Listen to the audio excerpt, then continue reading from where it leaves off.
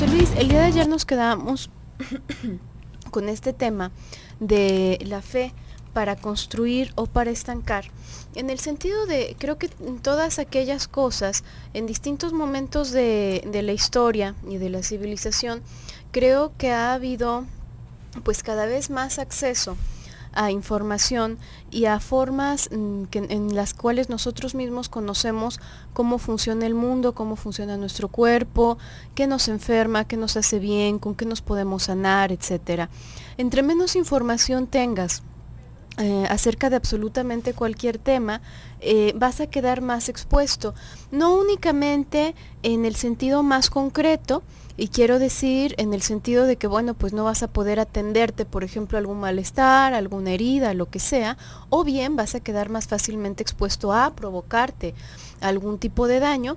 Eso sería lo más concreto, pero también pensándolo ya en el sentido psíquico, digamos que ante la incertidumbre, nuestra cabeza hace un movimiento interesante para poder lidiar con esta incertidumbre, y este movimiento muchas veces tiene que ver, cuando no con la curiosidad, lo mejor del mundo es la curiosidad, francamente, porque la curiosidad nos lleva a encontrar verdades, a encontrar soluciones, a encontrar un montón de cosas.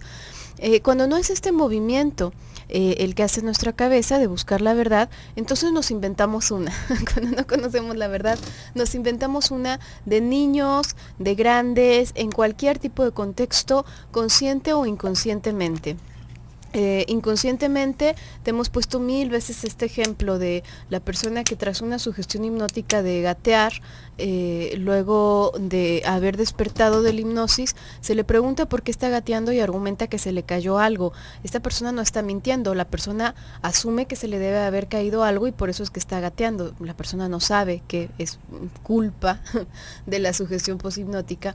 Entonces argumenta esto. Nosotros también nos inventamos nuestras propias creencias, nos inventamos nuestras propias teorías, y para rellenar esas partes de la realidad que desconocemos. Sin embargo, conforme va pasando el tiempo, conforme va avanzando la tecnología y la ciencia, tenemos más respuestas, y a veces nos encontramos renuentes a reemplazar estas antiguas creencias o estas antiguas teorías infantiles, de alguna manera, delirantes en muchos sentidos, de otra. A veces nos encontramos renuentes a reemplazarlas por estas otras que nos dan un acceso más directo hacia la verdad, y creo que es en ese sentido en el que nos podría llegar a estancar esta fe o este visto bueno, digamos, que podemos tener acerca de las cosas, que hay ocasiones en las que no lo tienes que hacer a ciegas, hay ocasiones en las que ya tienes acceso a la información, en el que ya tienes acceso a ese conocimiento, y muchas personas llegan a sentir que sería como una traición el hecho de verificar esos conocimientos, el hecho de verificar en esa información para poder seguir depositando ahí su confianza, lo cual pues no tiene nada de cierto. No, por supuesto que no. Más que una situación de traición, ahí lo que nos estamos topando es con una formación inconsciente de nuestra parte, ¿no? En toda la excusa que damos para no buscar la verdad, para continuar metidos en esa manera infantil de pensar, ¿no? Porque hay que recordar que se acomodó esa forma de pensar por algo, está cumpliendo una función, tiene su cometido. Entonces no nos vamos a querer separar tan fácil de esto. Y pensaba, Gaby, como este asunto de la fe realmente va dándole sentido a muchos momentos de nuestra vida, ¿no? Por ejemplo, cuando nosotros empezamos a tener una relación con alguien, nos comprometemos con alguien, hay un aspecto de fe en este tipo de relaciones. ¿Por qué? Porque nosotros estamos esperando, tenemos la esperanza, sin saberlo de totalmente, digamos, o sea, sin saberlo de cierto, que la otra persona nos va a contribuir a nuestro crecimiento, que la otra persona va a ser equitativa, fiel, que va a hacer todas estas cosas para nosotros sin tener la seguridad de hacerlo. Ahí depositamos la fe. Dentro de las relaciones es un factor muy muy importante realmente el poder soltarnos un poquito de las certezas que empezamos a buscar en muchos otros lugares. Pero creo que también es gracias a esta experiencia de la fe en las relaciones que muchas veces nos acabamos engañando al tenerle fe a otras cosas que no son personas, ¿no? Cuando hablamos, por ejemplo, de tenerle fe a un medicamento, no, es que si tú no crees no te va a funcionar el medicamento. A ver, dígale lo mismo a la penicilina, ¿no? Si tú no crees en la penicilina, no te va a funcionar la penicilina. La penicilina hace su función, queramos o no queramos, ¿no? Nosotros podemos estar muy renuentes, pero de todas maneras nos va a hacer el efecto. Es como si decimos que tomamos un veneno y si yo no creo en el veneno no me voy a envenenar. No, nos vamos a envenenar, no le busque. Entonces, este tipo de situaciones de fe se pueden ir uniendo a ciertos usos holísticos de la medicina, ¿no? Es que mira, vamos a ir a estas curaciones con panfletos, con periódicos, o vamos a ir a estas curaciones con platos desechables, pero vas a ver, tú necesitas tener fe en este tratamiento para que este tratamiento te vaya a funcionar. Y ahí vemos a las personas haciendo fila, ¿no? Para que les pongan un plato desechable en la cabeza. Estoy haciendo un ejemplo muy absurdo porque los ejemplos de la realidad son más o menos igual de absurdos, ¿no? Y ahí vemos a todas las personas haciendo fila y haciendo un acto como de sincretismo en que ya que le rezan a la Virgen de Guadalupe y al plato desechable y al agua del tlacote, lo que usted guste. ¿Por qué? Porque estamos poniendo nuestra expectativa de que si nosotros hacemos ese movimiento de fe, van a funcionar las cosas. Esto va a tener una justificación muy, muy distinta, más allá de curarnos, y vamos a encontrarla justamente en la enfermedad si la empezamos a buscar. Pero bueno, vamos a estar hablando de eso en este programa, así que quédese con nosotros. Vamos a ir a un pequeño bloque comercial y en un momentito regresamos.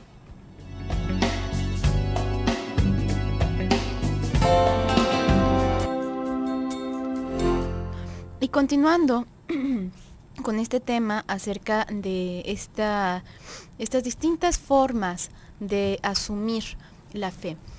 Tú hablabas acerca de las relaciones interpersonales, José Luis, y pensaba que amar a alguien en sí mismo es un acto de fe en gran medida, porque estás depositando en alguien tu confianza, estás depositando probablemente parte de tu integridad, no nada más física, parte de tu integridad emocional, estás depositando mucho en una persona de la cual no puedes suponer, pueden hacerse promesas, puedes conocer a la persona y en función al contexto, bueno, por supuesto que te dice mucho, pero jamás vas a saber de cierto cuál es la intención real de esa persona o lo que siente realmente por ti esa persona, sencillamente porque se trata de otro, porque es otra cabeza distinta a la tuya. A veces ni siquiera tú mismo o tú misma sabes bien qué es lo que quieres o hacia qué lado te inclinas en determinada balanza, ¿no? Entonces, muchas personas, sin darse cuenta, optan por irse a lo seguro, ¿no? Y amarse únicamente a sí mismos, en esta idea de que no se pueden fallar. Amarse a sí mismos también en formas simbolizadas de, puede ser de santos, puede ser de estampas, puede ser de ídolos, puede ser de cualquier cantidad de cosas que se pueden llegar a inventar las personas, pero que no son más que una proyección de una propia necesidad, de un miedo propio y que sencillamente se van desplazando a estos distintos símbolos que van cambiando según la cultura, según el tiempo, digamos, según la época en la que te toque vivir, pero al final de cuentas no son más que símbolos en donde depositas parte de ti mismo y estás como invirtiendo, entre comillas, ese amor o esa libido a tu propia persona, ¿no? Y entonces asumimos que el único amor verdadero, por ejemplo, tiene que ser hacia este tipo de figuras, no hacia una persona, porque una persona sería de poca importancia. ¿Y por qué sería de poca importancia una persona? Bueno, lo que pasa es que probablemente despierta mucho más miedo a una persona porque una persona tiene voluntad propia, una persona no se rige con estas normas que además se inventan con todo y normas, ¿no? Y si haces esto y después de cierta hora y si lo haces X cantidad de veces, entonces va a suceder, y si tú lo repites, y si tú verdaderamente lo crees. Las personas no nos podemos controlar de esa manera, y en gran medida parte de estos rituales, parte de estas creencias van en función justamente a intentar controlar algo que sabemos que se sale de nuestras manos, ya sea porque porque está fuera de nuestra capacidad, y en muchísimas ocasiones se sale de nuestras manos porque está fuera de nuestro conocimiento, y ahí es en donde yo digo, bueno, ¿y para qué nos estamos dando topes de cabeza con una pared cuando podríamos investigar más, tener más conocimiento de eso y no ir con los ojos vendados y no sentirnos tan inseguros en ese terreno? Lo cierto es que en el terreno del amor y de las relaciones interpersonales vamos, por más que conozcamos a la persona, en gran medida con los ojos cerrados, y eso no nos gusta, ¿no? Entonces de pronto aparecen estos otros destinos más purificados, entre comillas, de amor, que no va destinado al amor carnal, que no va destinado al amor a un igual, a una mujer, a un hombre, sino a figuras más sublimes, o sea, a la nada, a tus ideales. Ama a tus ideales y no ames a nadie. A nosotros mismos, ¿no? Es justamente hacia donde todo ese amor que va destinado hacia esas como figuras trascendentales o conceptos, es un amor que regresa a nosotros mismos, porque no tiene un destinatario, no tiene alguien que nos responda o que nos defraude. Si se fija, estamos amando nuestra idea de lo que tendría que ser alguien o algo. Por eso es que muchas veces cuando escuchamos dentro de la fe es que cada quien ama a su Dios de la manera que él cree, ¿no? ¿Por qué? Porque ese Dios, ese concepto que nosotros también vamos formando en nosotros, somos nosotros. Y luego ya de ahí debe de haber salido algún curioso que dijo, es que claro, nosotros somos deidades. No. La cosa es que es un libido narcisista, porque no va a nadie, va a nuestra propia concepción de cómo debe de ser. No se arriesga nunca. No se arriesga, ¿sí ve? No estamos haciendo ninguna ligazón con nadie, lo estamos haciendo con nuestra propia expectativa, con nuestra propia fantasía. Esto también puede llegar a suceder con otras personas. En sí lo podemos ver en el enamoramiento, justamente en todas las relaciones, en ese momento en el cual esta otra persona se vuelve, bueno, como un astro, como un cuerpo celestial que no tiene un solo defecto, que es perfecto, perfecta para nosotros, que empatamos totalmente y que podríamos dar la vida en ese momento de desconocimiento total, ¿no? En esos primeros momentos, por esa otra persona. Y realmente no lo conocemos. ¿De qué estamos enamorados? Estamos enamorados de nuestra idea del amor. Estamos enamorados de lo que nosotros quisiéramos ver en esa otra persona. He ahí que haya muchas personas que al momento de relacionarse solamente queden en ese momento de la relación. Y en el momento en el que el amor se acaba, como lo van mencionando estas personas, busquen otra pareja. Busquen otra pareja que les haga otra vez amarse a sí mismos. ¿Sí ve? Es una situación bastante rebuscada y algo compleja, pero inténtenos seguir un poquito la pista, porque es algo bastante interesante de descubrir en nosotros mismos. Esto también llega a suceder, por ejemplo, en el amor que se le tienen a los hijos, o en el amor que nos tenemos, por ejemplo, hacia los padres, ¿no? Es que mi papá es maravilloso, es el hombre más inteligente, es el hombre más divertido, es el hombre más tal, es que él era el hombre, porque eso también llega a suceder. Cuando las personas ya no están, se idealizan y empezamos a enamorarnos de lo que nosotros consideramos que es su recuerdo, pero más bien es la imagen que nosotros quisimos construir. Esto todos lo vamos a haber escuchado en algún momento, que los que mueren se vuelven santos. Y sí, justamente porque ya no hay una réplica de su parte, ya no hay algo en lo que nos puedan decepcionar después. Por eso es que de repente, si nosotros nos quedamos puestos con esas figuras que ya no están, si nosotros nos quedamos atrapados en un luto, en ese duelo, o con personas, como también lo podemos ver en una fuerte obsesión que se van teniendo, por ejemplo, las adolescentes, Gaby, que le tienen todo este enamoramiento a ciertos artistas y llenan el cuarto de sus pósters y escuchan su música todo el tiempo y no conocen a esta persona, ¿no? Conocen su música, pero se enamoran de la imagen, se enamoran de todo lo que quisieran pensar que es esa persona. Lo mismo sucede cuando las personas han muerto. Nosotros ya no tenemos más historia que construir con esa persona más que la que nosotros mismos vamos fabulando. Nosotros mismos vamos rellenando esas páginas del libro en donde reeditamos todo lo que vivimos y le vamos añadiendo cosas y empezamos a darnos cuenta de que hay apariciones, de que todavía nos están cuidando. ¿Por qué? Porque eso es lo que nosotros mismos estamos construyendo en su memoria. Pero una vez más, no estamos relacionándonos con nadie, estamos relacionándonos con nosotros mismos. Y en ese relacionarnos con nosotros mismos vamos mutilando nuestras relaciones que sí nos pueden dar una, digamos, como una espejeada de vez en cuando. Vamos a ir a un pequeño bloque comercial, en un momentito regresamos. Desde tu mirada, 6:34. Estamos hablando el día de hoy acerca de la fe para construir o para estancar. El día de ayer comentaba un poquito acerca de esta noción de la cual habla Melanie Klein, acerca de, bueno, de la confianza, de la fe, de la gratitud incluso, cómo es que se va desarrollando en función de un contexto que le garantiza, entre comillas, a la persona una constancia tal como para poder confiar que aún estando en un momento adverso, va a llegar algo que pueda reconfortarlo después de eso, que va a volver la madre, que va a suceder algo.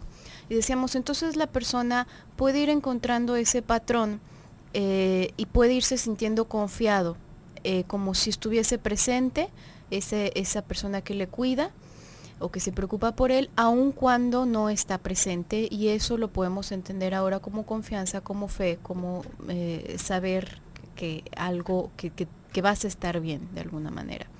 La persona que no ha vivido así, es curioso porque cuando todas las experiencias han sido predominantemente tortuosas y no se ha podido establecer este patrón de constancia de alguna experiencia buena que llegue a rescatar, no, lo lógico sería pensar que la persona se va a volver desconfiada, que se va a volver huraña y una persona, como dicen a veces coloquialmente, negativa, ¿no?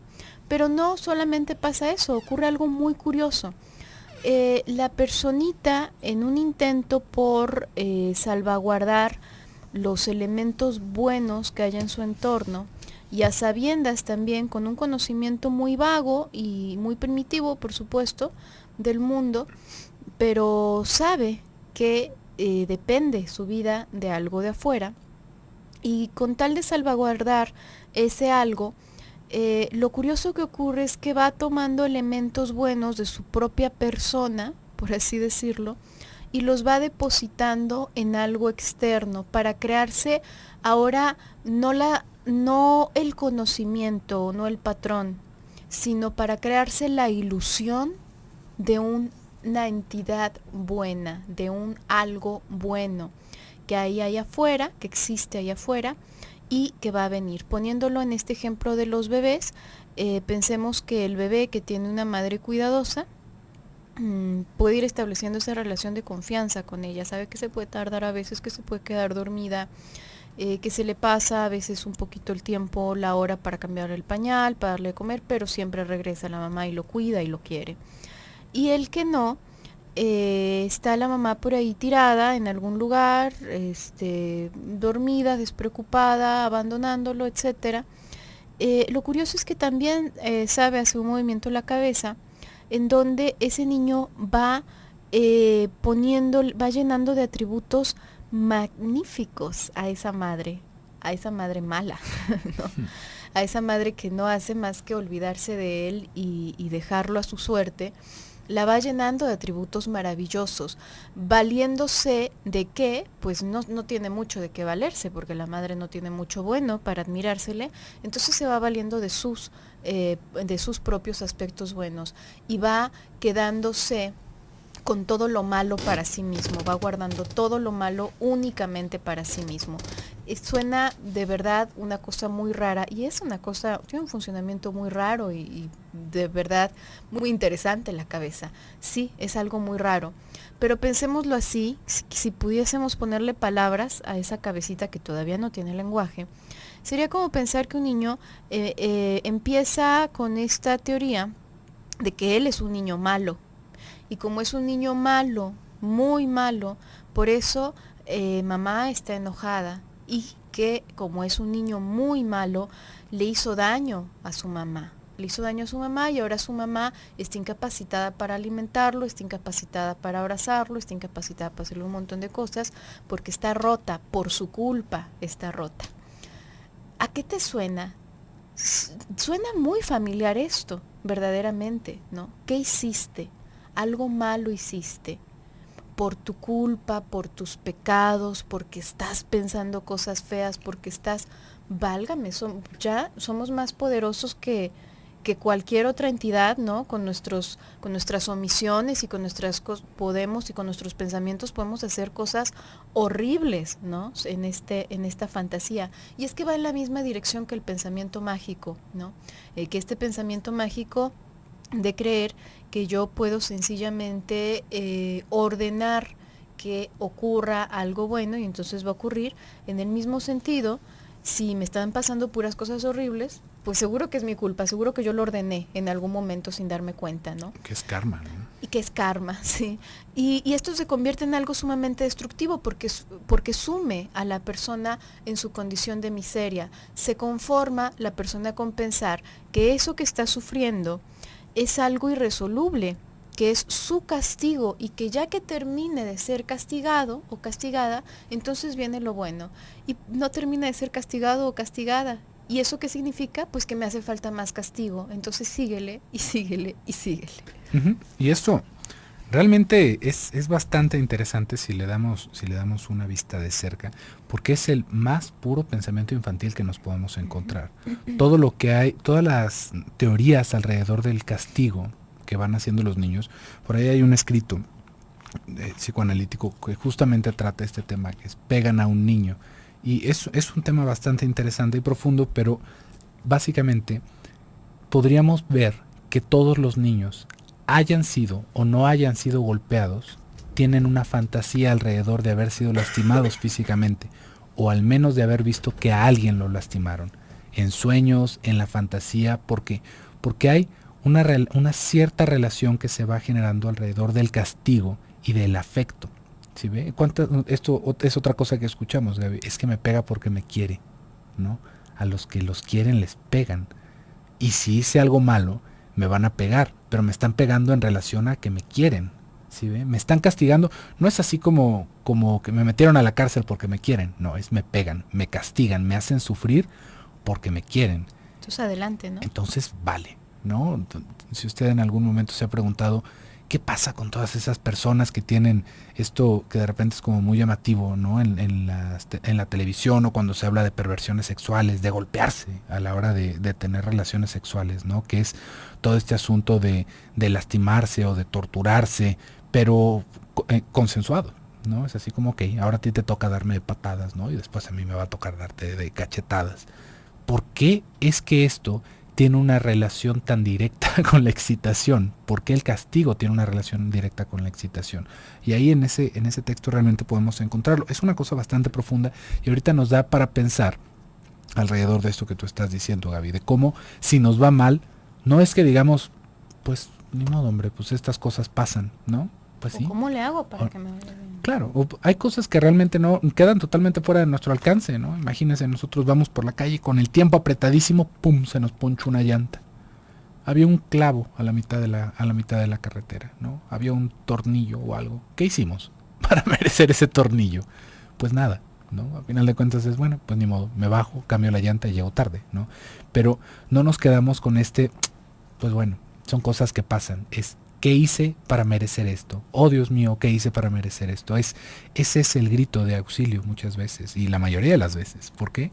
Porque está esta relación de que algo malo hicimos. Y para nosotros no es necesario hacer algo malo. Acuérdese, nosotros somos criaturas con un inconsciente, con una capacidad abstracta de reflexión, y esto nos puede dar muchísimas herramientas, nos da muchísimas herramientas, pero nos da muchísimas nuevas maneras de enfermarnos.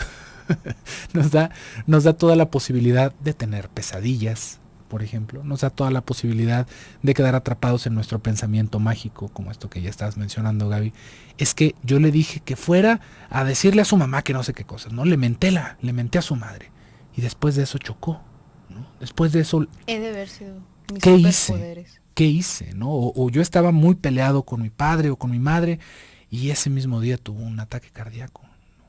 Yo le causé ese ataque cardíaco, y el ataque cardíaco se lo causó 40 años de estar tomando refresco y comida grasosísima, ¿verdad? No es como que un paro cardíaco, un ataque cardíaco de por una mentada de madre, déjeme le digo. Pero aún así, gracias a que tenemos esa capacidad de abstracción, le vamos asignando este poder a nuestros pensamientos. Algo hice, y por lo mismo, si algo malo nos pasa, es algo hice. Si se fija, todo va a remitir a nosotros.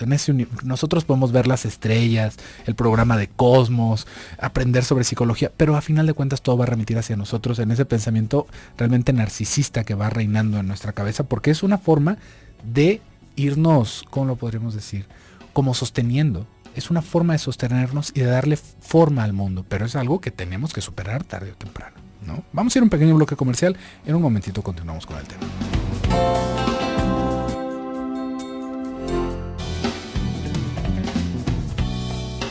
Regresamos a tu programa Desde tu Mirada, 6:50 minutos.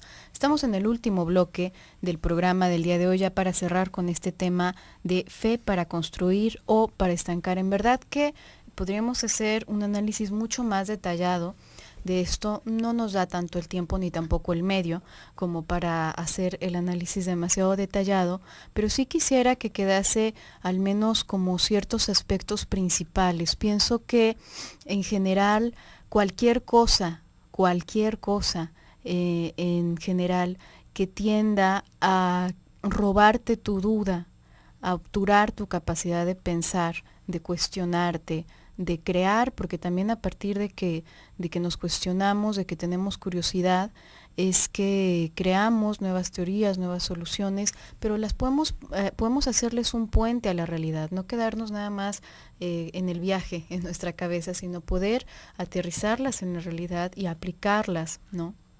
Más que en este mundo imaginario que de pronto nos creamos nosotros mismos. Yo creo que cualquier cosa que tape eso es una cosa que te va a conducir al estancamiento, lejos de ayudarte a crecer. La curiosidad te permite crecer, y es verdad que en ocasiones necesitamos hacernos teorías acerca de algo, porque desconocemos ese pedazo de la realidad.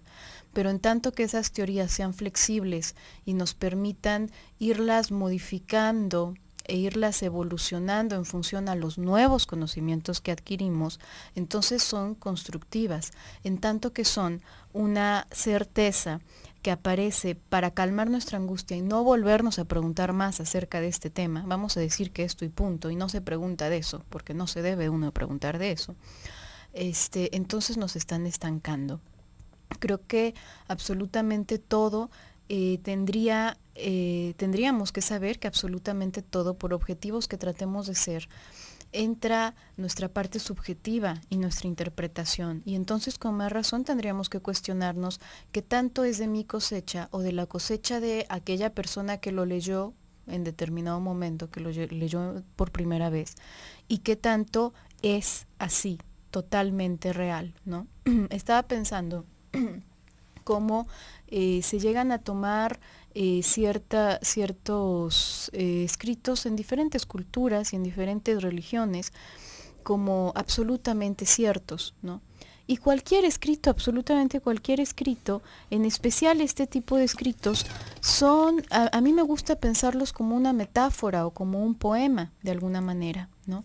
Me venía a la cabeza un pedacito de un poema de Sabines donde le está hablando a su hijo. Él está hablando acerca de la luna y le dice que la luna le pertenece. Él termina el poema diciéndole, te regalo la luna, como te regalo mi corazón y mis días, te la regalo para que la tires. ¿Qué significa eso? unas personas podrían decir, bueno, pues se la ha regalado para que la desperdicie, ¿no? Para que la tire. Eso, entonces, vamos a pensar todos que es para que la desperdicie. Otra persona podría pensar para que la hagas tan tuya que no la tienes que estar teniendo en presente, ¿no? Es tuyo realmente, no necesitas tenerlo ahí en concreto, en físico, para saber que es tuyo mi corazón, para saber que son tuyos mis días, para saber que es tuya la luna, ¿no? Son distintas interpretaciones y a mí sí me resulta muy interesante cómo tantas interpretaciones tienden a ser tan destructivas cuando hablamos acerca de creencias. ¿Por qué hay tantas personas que consideran que hay una deidad a la que le agrada que a ti te sangren las rodillas y a la que le agrada que tú sufras, que tú te desgarres, que tú no tengas placer sexual, que tú... ¿Por qué? ¿Por qué? ¿Será acaso una deidad sádica o serás tú una persona sádica? Porque sabemos echarle la culpa a deidades, sabemos echarle la culpa a los papás, sabemos echarle la culpa a muchas entidades a nuestro alrededor, pero nunca nos detenemos a cuestionarnos, a ver, ¿y no seré yo el sádico masoquista que disfruta mientras se me están arrastrando las rodillas hasta llegar a determinado lugar? ¿Por qué si yo le obsequio algo bonito a alguien, yo me sentiría alegre de que lo arrastrara? Es más, si le das un perrito a alguien, a tu niño, y tú ves que está rajándole las patitas, arrastrándolo sobre piedras, ay, mira, sí le gustó el perrito que le di, qué lindo.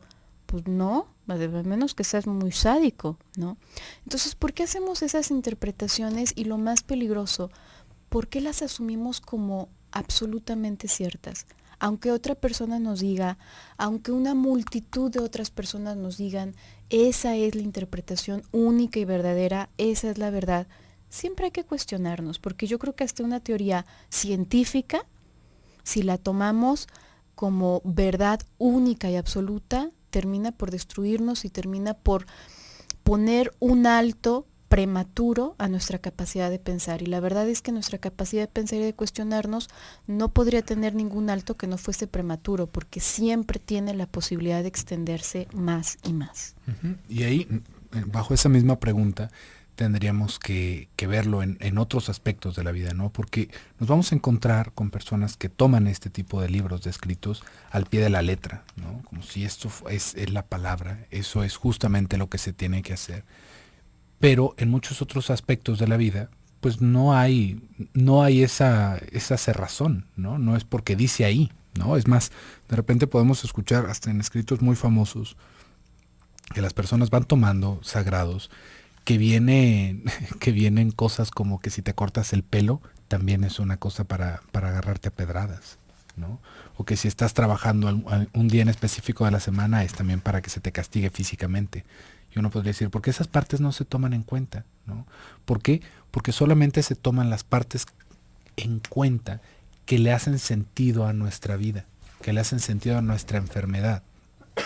No es como que nos dé la cerrazón de repente o digamos, claro, es que me convertí en un zombie y yo voy atrás de estos escritos o voy atrás de las enseñanzas de fulano de tal, porque ahorita podría parecer que nos estamos refiriendo a algo como muy general, ¿no? A algún tipo de religión, pero pensaba Gaby, no hace mucho había un pastor, ¿no? Una persona que se hizo como un tipo gurú, creo que fue en Brasil, no lo recuerdo muy bien, pero que empezó a decirle a sus creyentes, ¿no? A las personas que estaban cerca de él, haga de cuenta que es una persona como muy de este estilo de New Age, ¿no? De sentarse y platicar sobre las experiencias y los maestros antiguos y lo demás, y la gente, así como en muchas otras religiones, se acerca y se escucha, y empiezan a tomar sus enseñanzas.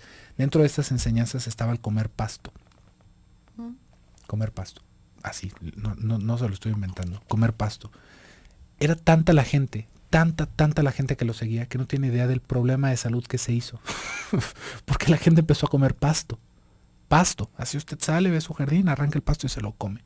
Imagínense la cantidad de mugre que tiene el pasto, para empezar. Porque no era como, bueno, un pastel de pasto, ¿no? Un pasto en crema. Desinfectado. No, pasto. Pasto porque esa era una manera de limpiar el cuerpo y de limpiar el espíritu. Comer pasto, ¿no? Pasto. Fíjese nada más a lo que estamos llegando, ¿no? No es que nos refiramos hacia una religión, es que la religión es malvada porque nos lleva, nos controla, es un instrumento de dominación del gobierno. No, no, no. Nosotros somos así de brutos para lo que se nos dé la gana. ¿Sí ve? No necesitamos que tenga tanta fama lo que estamos creyendo. Realmente se nos van acomodando estas cosas a nuestra propia personalidad. No necesitamos que tenga mucho prestigio lo que estemos buscando. Ahí tiene este grupo de personas enorme que les dio por comer pasto porque un fulano les dijo que eso les purificaba el espíritu. Pasto, una vez más lo repito. Es algo que se va acomodando dentro de nuestra propia idiosincrasia, de cómo nosotros vivimos, porque podemos leer cuanto más queramos de cosas y de locuras y de fantasías y de lo que quiera, pero solamente nos van a hacer sentido las que tengan una relación con nosotros. Solamente vamos a aceptar esos latigazos, solamente vamos a aceptar esos pecados con las cosas que hagan sentido a mi personalidad. No porque una sí sea verdad y la otra sea mentira, sino porque cada quien se va acomodando en su propia concepción del mundo y de la vida, en la religión, en la creencia, en el dogma, en la filosofía, que más le va yendo con su patología. ¿Por qué? Porque es esto mismo que estábamos diciendo. ¿Realmente se pensará que no es una metáfora? ¿No? ¿Habrá personas que literalmente digan es que así está escrito y así debe de ser? Sí, pero no es porque sea una elección. No es porque en ese momento se nuble el pensamiento, es porque no hay un pensamiento crítico. Y es porque eso fue lo que se acomodó a lo que se necesitaba para hacerle sentido a nuestra enfermedad. Eso lo podríamos ver, por ejemplo, en cómo se van aceptando estos castigos, ¿no? En cómo se va viviendo arrepentido de todo lo que hacemos, de todo lo que pensamos.